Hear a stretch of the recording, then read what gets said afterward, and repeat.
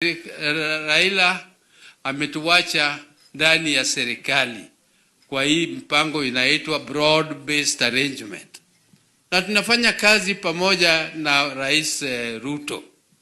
Tuko na maktaba tuliweka ya points 10 na tutaangalia, tutaona vile zitazimizwa.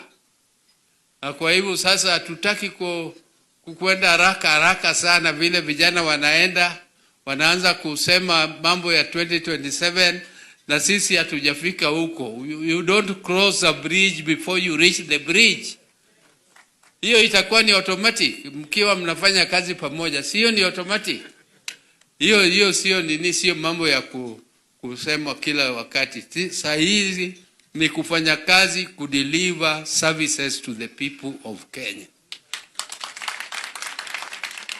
Hiyo ndio jukumu yetu na ni lazima tutimize kwa bidii zote. Kwa hivyo mimi leo sio kwa siasa. Mimi nasikia kutekwako ngoma na sala. Mimi nimekuja hapa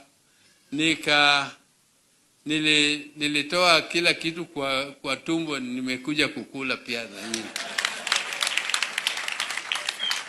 Asante sana na Mungu awabariki.